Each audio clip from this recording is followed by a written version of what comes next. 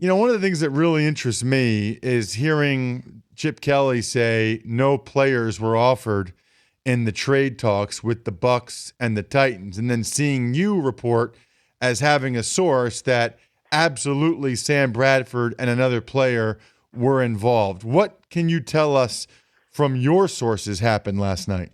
Oh, absolutely. The Eagles tried to get in position to draft Marcus Mariota, both with number 2, the pick held by the Titans, and number 1, the pick held by the Tampa Bay Buccaneers. And absolutely, Bradford was part of that, and other players were available. It never got to the point where they centered on who that second player would be.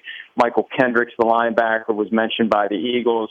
The Eagles suggested that neither Lane Johnson nor Fletcher Cox would be available, but I got the impression that was negotiable. It just never got to the point where they honed in on a second player. But Bradford was clearly part of it, and obviously Bradford would be part of it. You get Marcus Mariota. Are you really going to pay Sam Bradford $12.985 million to be your backup quarterback to Marcus Mariota? Absolutely not. But now the toothpaste has to be put back into the tube. Sam Bradford has the upper hand. He's under contract for 1 year. The Eagles are going to go back to him now and try to extend his contract, and he's got every reason to be a little more coy and maybe want a little more money after they left him hanging for the last 5 or 6 weeks when they didn't show any effort to try to extend his contract because they, contrary to what Chip Kelly said in that press conference after they traded for Bradford, they were using him as a chip to try to get Mariota. Yeah, he said, I'm the only chip here. He's not going to be a chip. So you think that there will have to be some type of financial apology here? Well, no, I know that term was once used as it related to Donovan McNabb when he was benched in the second half of a game in 2008 that he wanted a financial apology. All I know is Bradford has more leverage now because now the Eagles need him.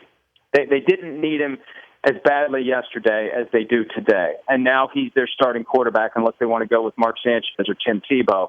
And they're going to have to make him happy. They're going to have to find a way to make him happy and make him feel like they wanted him all along. And just denying it publicly, I don't believe is going to be enough to do that. Talking with Mike Florio, Pro Football Talk and Pro Football Talk on the NBC Sports Network. How do you think the Glazer family and Jason Light are feeling right now after seeing Jameis Winston with that picture eating crab legs last night? Well, reportedly, somebody from the Buccaneers told him to delete it, which, it always makes it go away forever. Anytime you delete something from your account that was on the Internet, you never have to worry about it again. It's like it never happened. Everybody's memory is going to be erased, and, all is good. Here's the problem I had with it, because at first I thought, hey, it's funny, it shows he's self-aware, he's got a sense of humor. If that was the only incident that the guy ever had, then that's fine. That's great.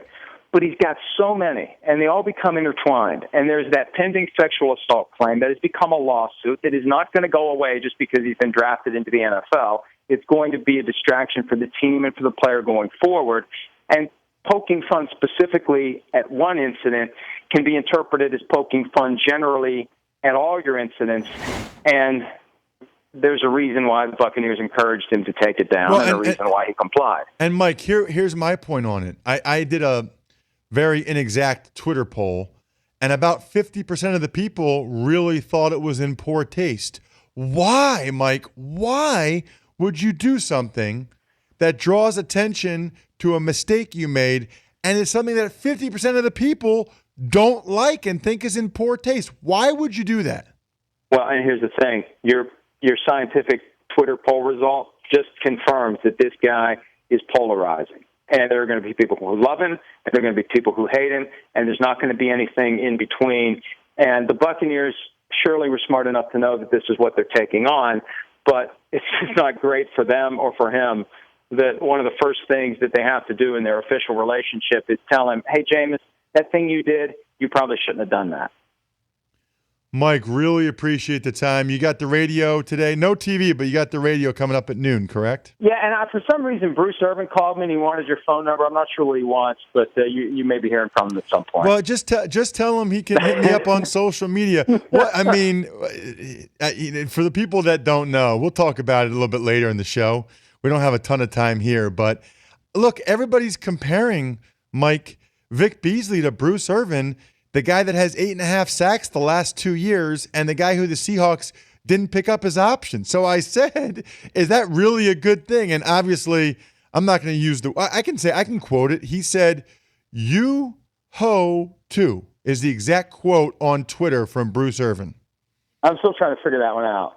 Well, that was after. Some kind of Morse code or something. No, he had first called out Mel Kiper, and if you look at the tweet before, he said something Mel Kiper, you're hating on me, something, and then it was the exact tweet was you ho too. So we'll be talking more about that in the final hour. I'm sure Enjoy. Paulie or Seton or McLovin will bring it up. Thanks, Mike.